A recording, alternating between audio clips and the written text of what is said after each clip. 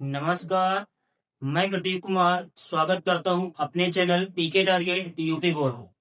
मैं लेकर आया हूं आपके लिए math 10 sample paper 1 2025 code number 822 BD. खंड आ हम पहले देखेंगे बहुविकल्पी प्रश्नों को। पहला आपका क्वेश्चन है, इसमें एक परिमेय संख्या और एक अपरिमेय संख्या का योग होगा। तो हमेशा एक परिमेय और एक अपरिमेय संख्या का योग हमेशा अपरिमेय संख्या हो। तो पहले जो आपका आंसर हो जाएगा अपरिमेय संख्या। एक परिमेय संख्या और एक अपरिमेय संख्या को यदि योग करते मतलब जोड़ते हैं तो हमेशा अपरिमेय संख्या प्राप्त होगी। अपरिमेय संख्या।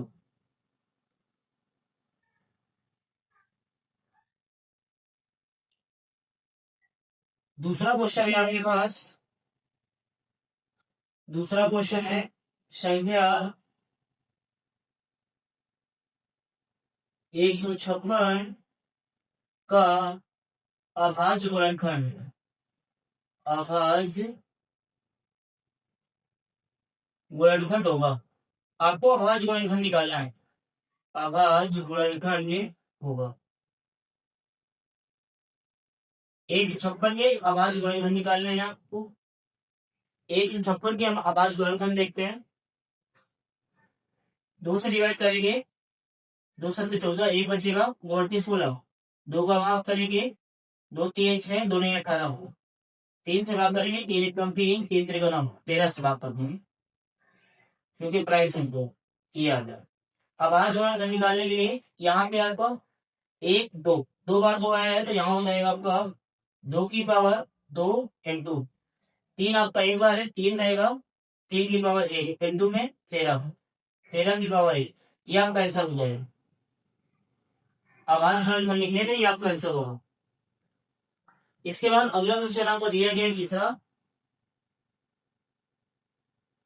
यदि 3x प्लस 5y अपॉन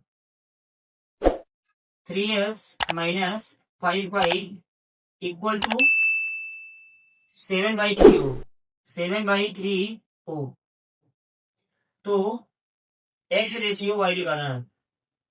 तो एक तो आप ऑप्शन 3 चेक कर सकते हैं अथवा डायरेक्ट में इसका क्लास मल्टीप्लीकेशन से कराएं, इसका इससे 3 का मल्टीप्लाई होगा तो मल्टीप्लाई करेंगे 7 लेके 30x माइनस 7 पर 35y इक्वल टू 3 का डबल मल्टीप्लाई करेंगे, 3 3 का 9x प्लस 5 3 15 होगा।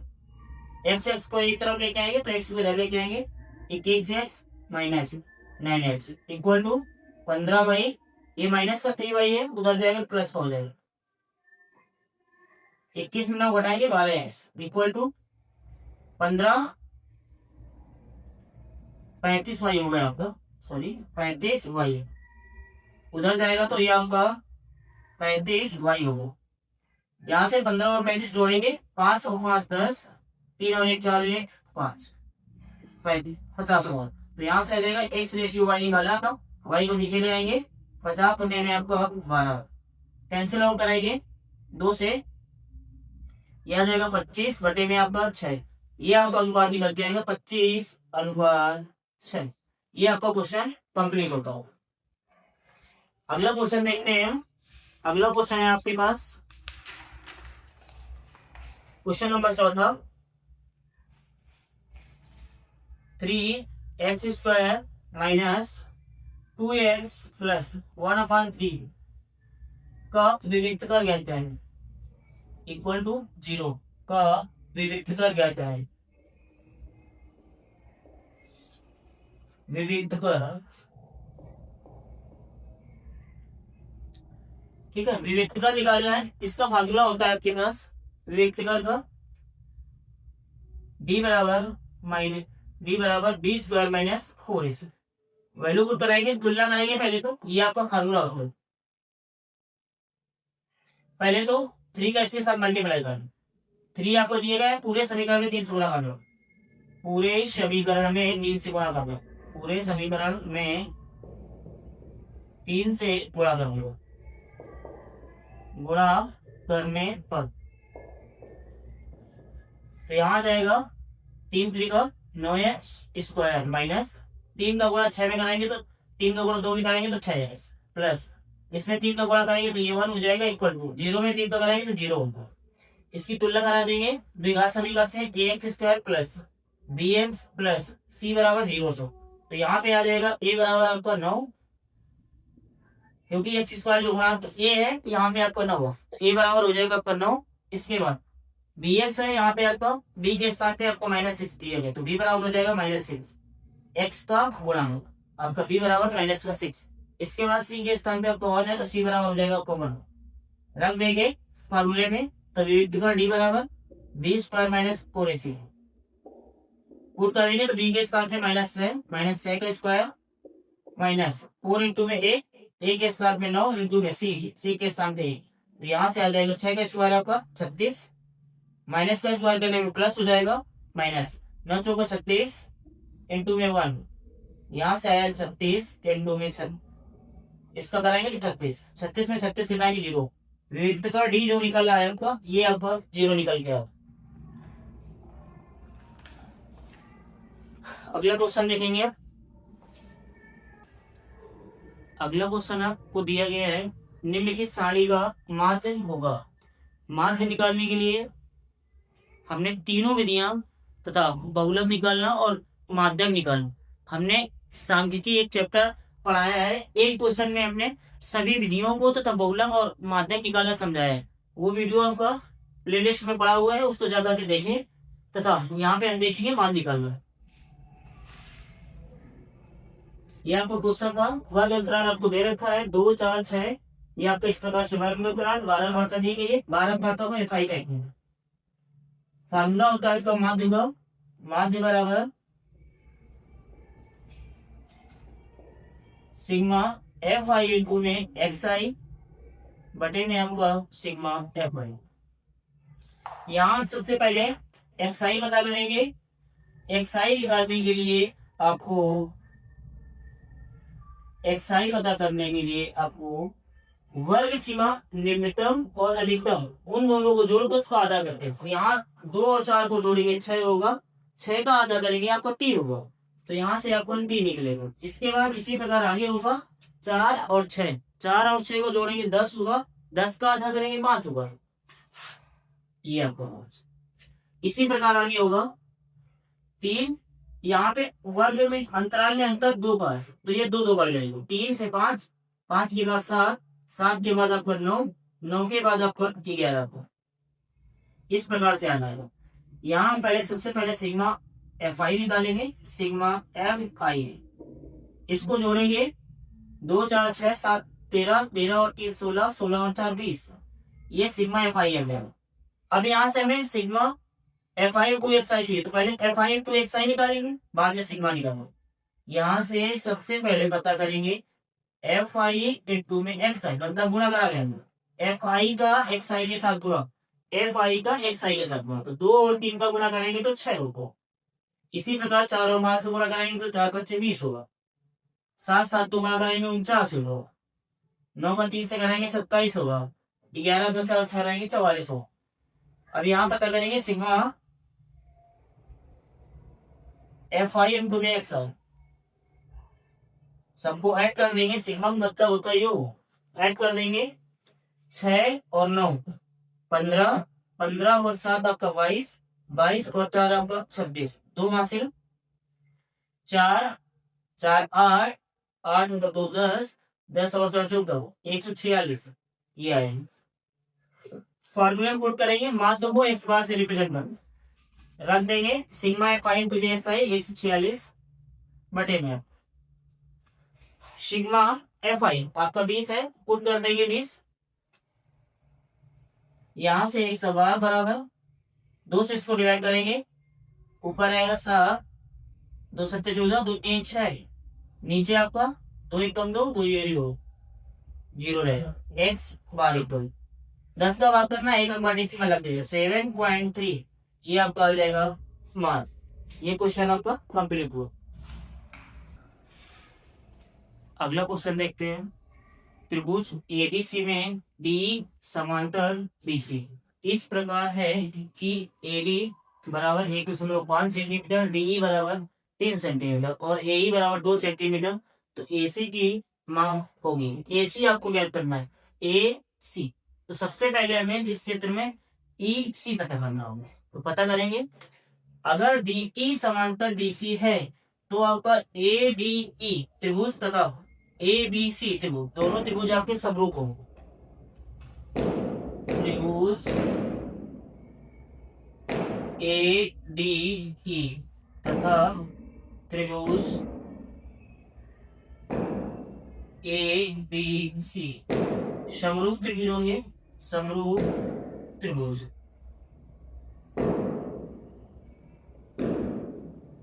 तो भुजाओं का अनुपात आपका इसमें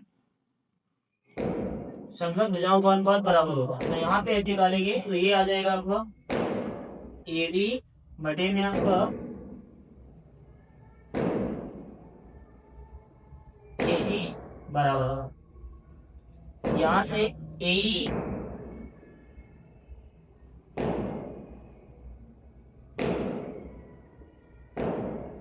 बटे में आपका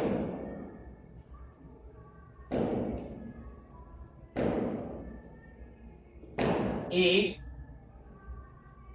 यहाँ पे बी है, तो यहाँ पे आपका ए सी पुट करेंगे वैल्यू।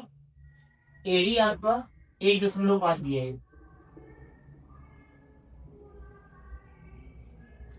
ए बी 1.5 से 3 है, दोनों को ऐड करेंगे तो ये हो जाएगा 4.5। रख देंगे ए बी के स्थान में 4.5 बराबर। ए ए आपको 2 दिया गया, रख देंगे 2 बटे में ए सी ज्ञात करूंगा। यहाँ से पॉइंट हट जाएगा क्योंकि पॉइंट के बाद एक अंक है, यहाँ के पॉइंट के बाद एक अंक है। 5 से इसमें डिवाइड करेंगे, 5 3 जा 15 और 5 9 जा 45।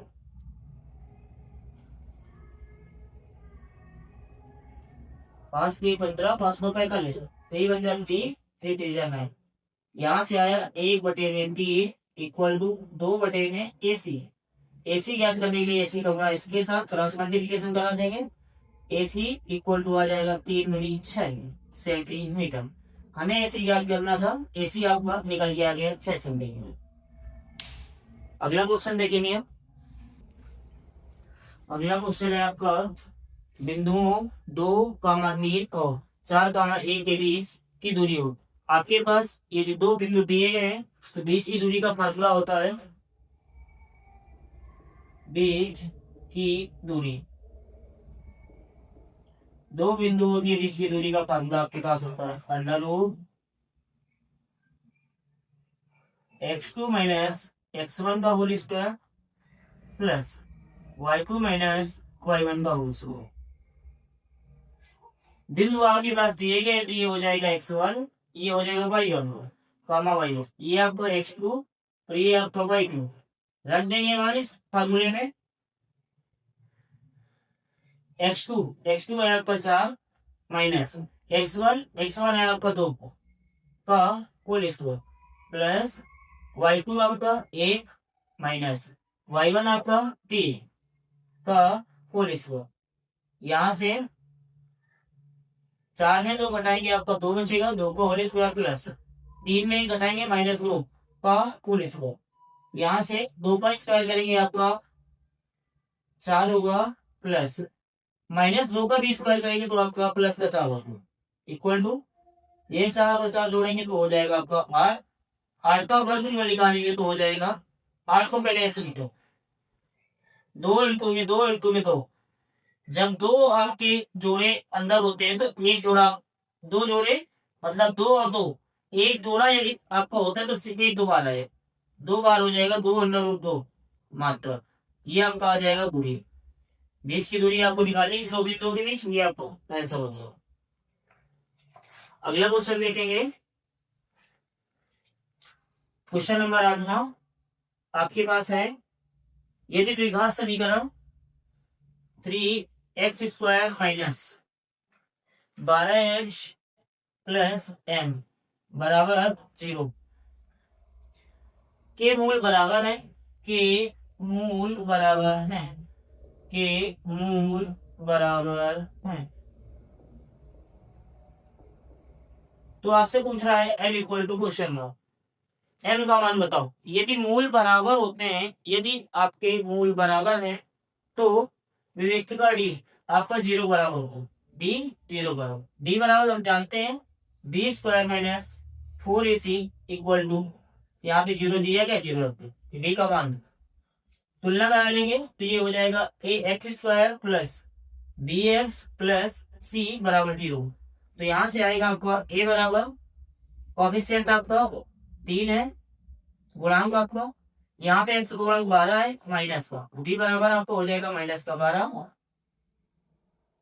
सी के स्थान पे एम है तो सी बराबर हो जाएगा एम, फोल्ड कर देंगे, बी के स्थान पे माइनस का 12, माइनस 12 का स्क्वायर माइनस 4 इंटू में ए का मान आपका 3 दिया गया है, रख देंगे इंटू में सी आपको दे रखा है एम पुट कर दिया जाएगा इक्वल टू आपका 0, माइनस 12 है, माइनस का स्क्वायर करने में प्लस हो जाता है, 12 का स्क्वायर आपका 144 होता है, माइनस 4 3 12 एम इक्वल टू आपका 0।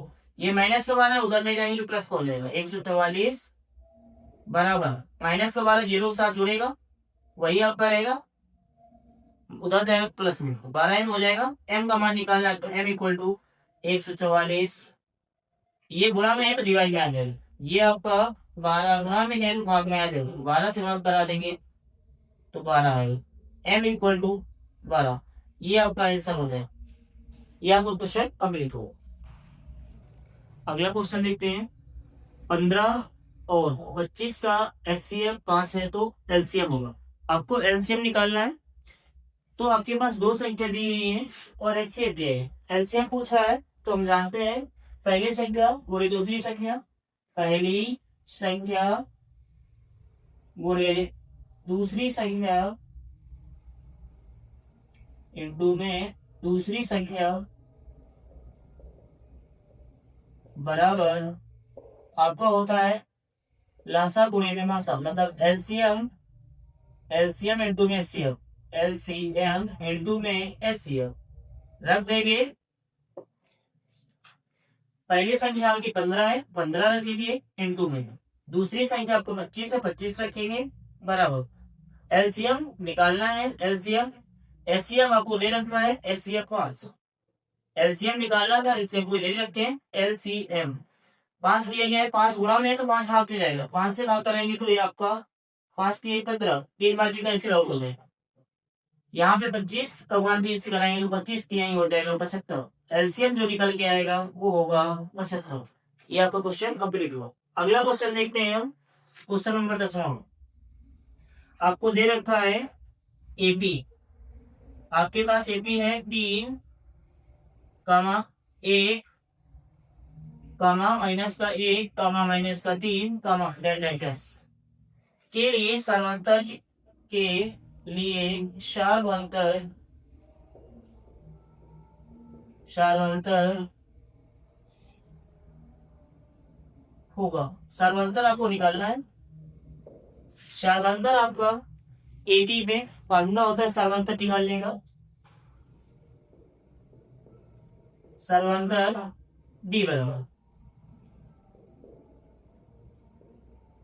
T2 या A2 कुछ भी ना, A2 माइनस A1। तो जो आपका पहला पद होता है उसे कहते हैं A1, अगले पद को A2, अगले पद को A3, इसी प्रकार आगे बढ़ते हैं। तो जो आपका A2 है, A2 के स्थान में पुट करेंगे, A2 का मान आपका 1 है, 1 रख देंगे माइनस A1 का मान आपका 3 है, 3 रख दो, तो यहाँ से आ जाएगा D इक्वल टू 3 में 1 घटाएंगे क्योंकि ये बड़ी संख्या, 3 में 1 माइनस करेंगे तो आपका माइनस का 2 आ जाएगा, ये आपका समांतर निकल के आ गया माइनस का 2। ये क्वेश्चन आपका कंप्लीट हुआ। अगला क्वेश्चन है आपका, निम्नलिखित सारणी का माध्यक होगा, माध्यक वर्ग होगा। आपसे पूछ रहा है कि हम क्वेश्चन को पढ़े, माध्यक वर्ग, केवल आपको माध्यक वर्ग बताना है, कौन सा माध्यक वर्ग होगा। तो यहाँ पे आपको माध्यक वर्ग निकालना है, तो जिसकी बारंबारता अधिक होगी, बारंबारता जिसकी अधिक होगी वही माध्यक वर्ग कहलाएगा। तो यहाँ पे बारंबारता सबसे अधिक है आपकी 10 की, इसलिए 12 भाग इसकी यदि 10 है, इसलिए ये आपका माध्यक वर्ग कहलाए। माध्यक वर्ग, माध्यक वर्ग आपका हो जाएगा 15 से 20। ये आपका माध्यक वर्ग है 15 से 20।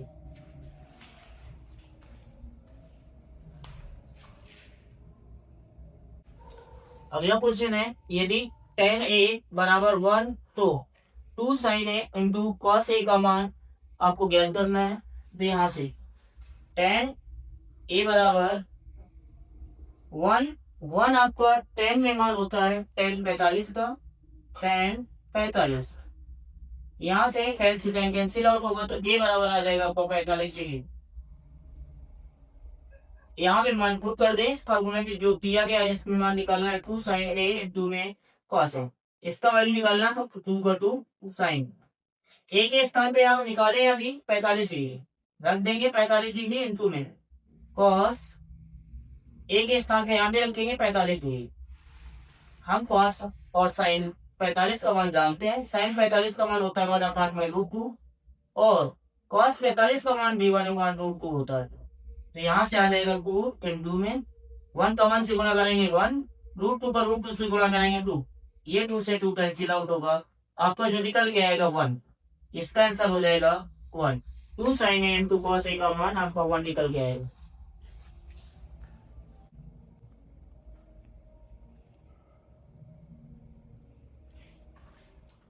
अगला क्वेश्चन है, ए वृत्त के केंद्र से 25 सेंटीमीटर दूर स्थित बिंदु Q से वृत्त की स्पर्श रेखा की लंबाई 24 सेंटीमीटर है, वृत्त की त्रिज्या होगी।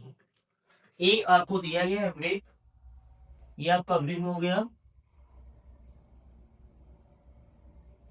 आपसे कहा गया है वृत्त के केंद्र से, यह आपका केंद्र हो गया वो। इससे 25 सेंटीमीटर की दूरी पर एक बिंदु आपको दे रखा है Q, यह आपका Q हो गया। कह रहा है बिंदु Q से वृत्त की स्पर्श रेखा की लंबाई 24 सेंटीमीटर। स्पर्श रेखा नील दीजिए इसको, स्पर्श रेखा ड्रा करेंगे। स्पर्श रेखा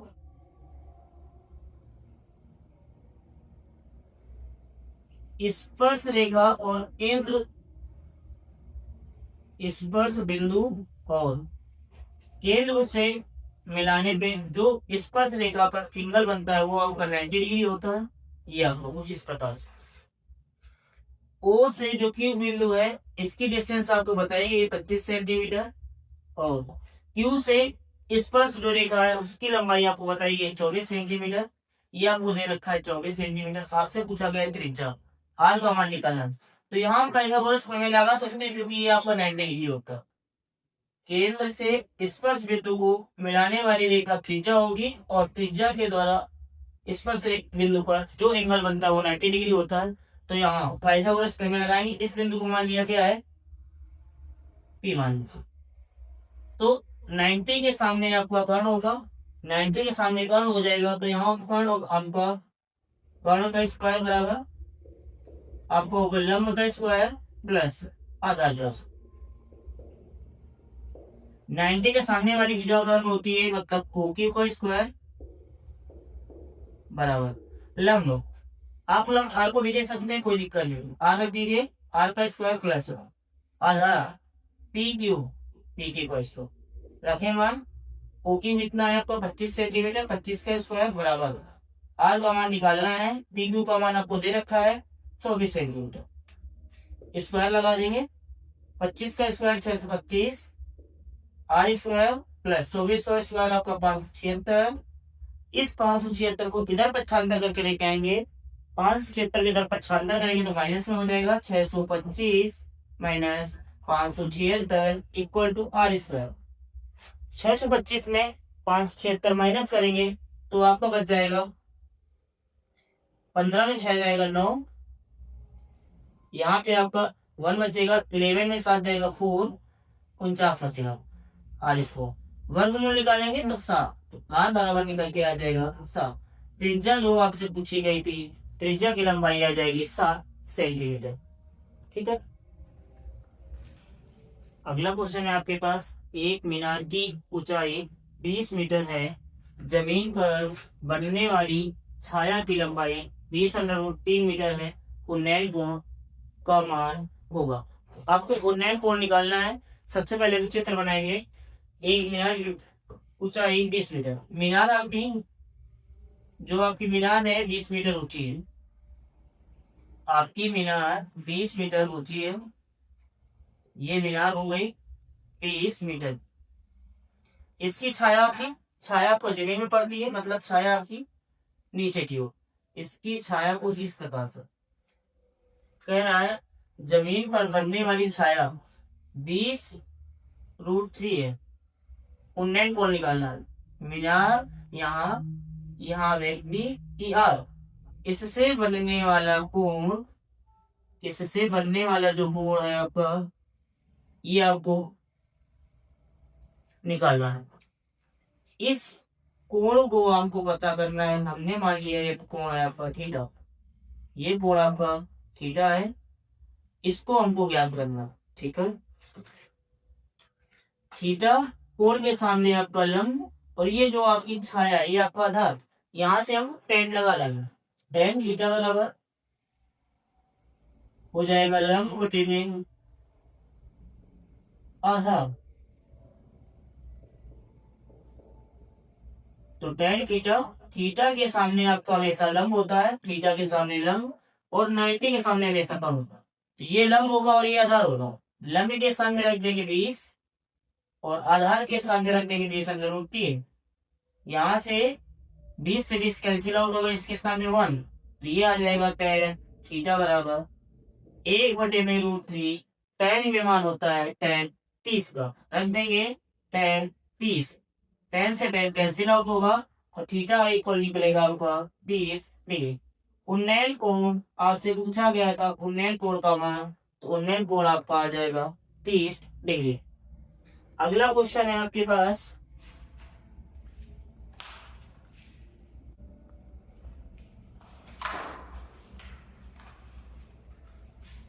चौदह सेंटीमीटर त्रिज्या के एक वृत्त का चाप, उसके केंद्र पर 30 डिग्री का कोण आंतरिक करता है। संगत त्रिज्य खंड का क्षेत्रफल होगा। आपसे पूछा गया है त्रिज्य खंड का क्षेत्रफल। 14 सेंटीमीटर त्रिज्या के एक वृत्त का चाप, 14 सेंटीमीटर की त्रिज्या है। त्रिज्या आपके पास 14 सेंटीमीटर, 14 सेंटीमीटर। ये आपका चाप, ये उसके केंद्र पर 30 डिग्री का कोण अंतरित करता है, 30 डिग्री का कोण बनाता है। यह संगत त्रिज्य खंड का क्षेत्रफल आपसे पूछा गया है। त्रिज्य खंड का क्षेत्रफल, त्रिज्य खंड का क्षेत्रफल, इसका फार्मूला होता है त्रिज्य खंड का क्षेत्रफल का थीटा अपान में 360 इंटू में पाई आर स्क्वायर। तो यहाँ से थीटा का मान आपको दे रखा है 30 डिग्री, 30 रख देंगे बटे में 360 इंटू में पाई का मान आपका 22 का में 7 इंटू में आर के स्थान पे आपका 14 दे रखा है, स्क्वायर लगा है तो 14 इंटू में 14 लिखेंगे। तो यहाँ से 7 एकम 7, 7 दूनी 14, 2 बार में कट जाएगा। 1 0 से 1 0 कैंसिल आउट करेंगे। 3 एकम 3, 3 एकम 3, 3 दूनी 6, 12 आ जाएगा। यहाँ से 2 से इसको कैंसिल आउट कराएंगे तो 2 6 का 12, 6 आ जाएगा आपका। अभी भी 2 से कैंसिल आउट हो रहा है, 2 से इसको और छोटा कर लो। 2 एकम 2, 2 से इसको डिवाइड करेंगे 2 7 14, 2 से इसको डिवाइड करेंगे 3 आएगा, 2 3 6, 2 7 14। यहाँ पे ऊपर बचा 22 और 7, 22 का 7 से गुणा किया 154, और नीचे बचा आपका 3, केवल और केवल 3 बचा। 3 का गुणा 1 से बनाएंगे 3, इतना आ जाएगा सेंटीमीटर स्क्वायर, सेंटीमीटर स्क्वायर। 154 बटे में 3 सेंटीमीटर स्क्वायर। अगला क्वेश्चन है आपका 16 नंबर क्वेश्चन। आपको दे रखा है जोकर टोपी का आकार होता है, जोकर टोपी का आकार होता है, टोपी का आकार होता है। तो हमेशा का जोकर टोपी का जो आकार होता है, आकार होता है, जोकर टोपी का आकार हमेशा शंकु आकार होता है। कैसा होता है? शंकु आकार, शंकु आकार। ये आपका इसका आंसर होगा। अगला आपसे आपके पास क्वेश्चन दिया गया है, काल्पनिक माध्य विधि और पग विचलन विधि का सरलतम रूप है। अगला क्वेश्चन है आपके पास क्वेश्चन नंबर 17। आपसे कह रहा है काल्पनिक माध्य विधि, काल्पनिक माध्य विधि और पग विचलन विधि, पग विचलन विधि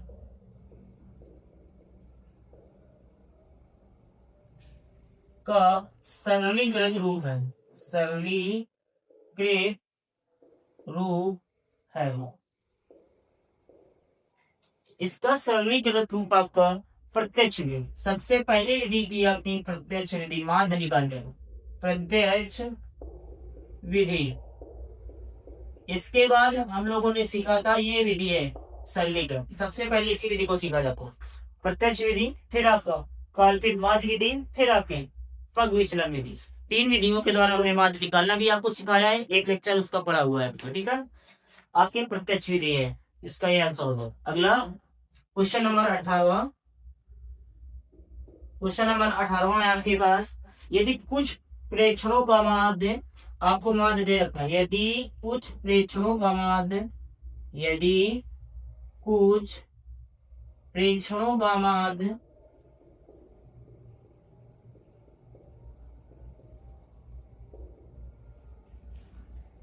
15 तथा माध्यिका आपको दे रखी है,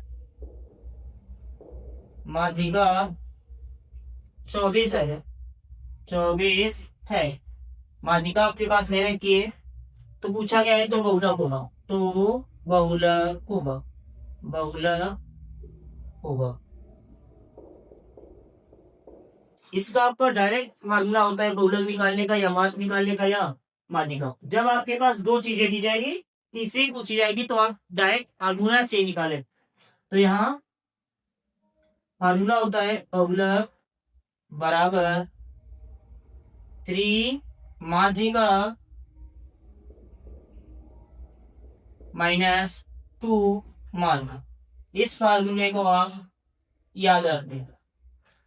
यहां से 3 × में माध्यिका, माध्यिका आपको दिया गया है 24, 24 रख देंगे इसके स्थान पे, -2 × में माध्य के स्थान पे आपको दिया गया है 15, 15 रख देंगे और इसको हल कराएंगे।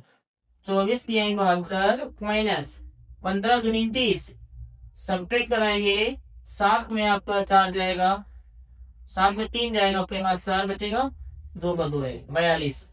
इसका आंसर हो जाएगा 42। बहुलक आपका निकल के आएगा 42। ये क्वेश्चन आपका कंप्लीट होगा।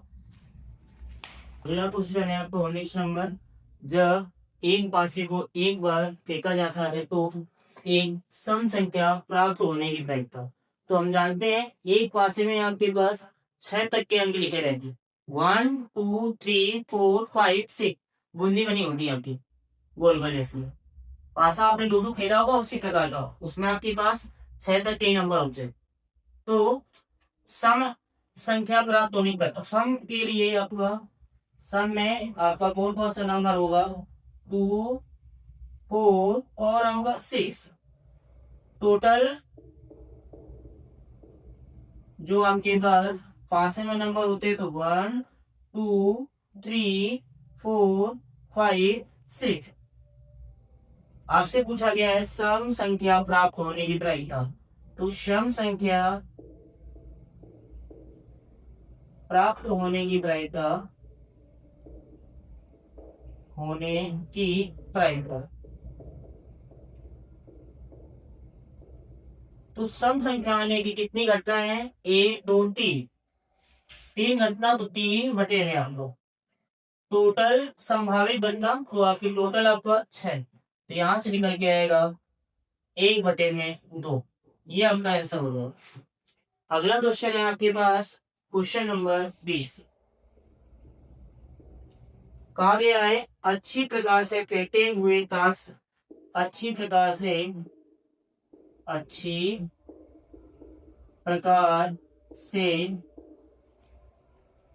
फेंटे हुए ताश के फेंटे हुए ताश के 52 पत्तों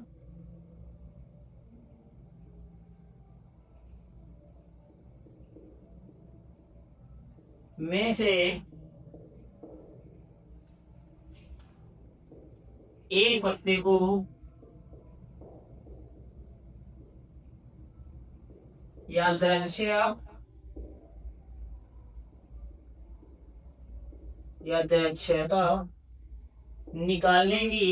निकालने पर पत्ते के रानी होने की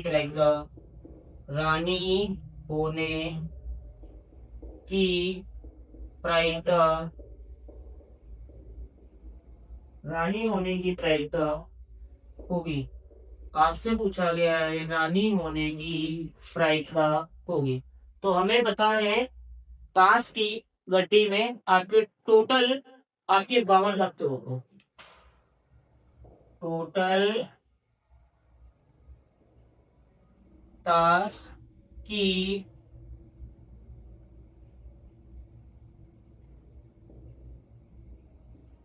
गड्डी में पत्तों की संख्या जो होती है 52। ठीक है। आपसे पूछा गया रानी होने की प्रायिकता। तो ताश की गड्डी में आपके पास 4 रानियां होती है। तो रानी की संख्या टोटल आपके पास 4 होती है। रानी होने की यहाँ से प्रायिकता पूछी गई है। तो रानी होने की प्रायिकता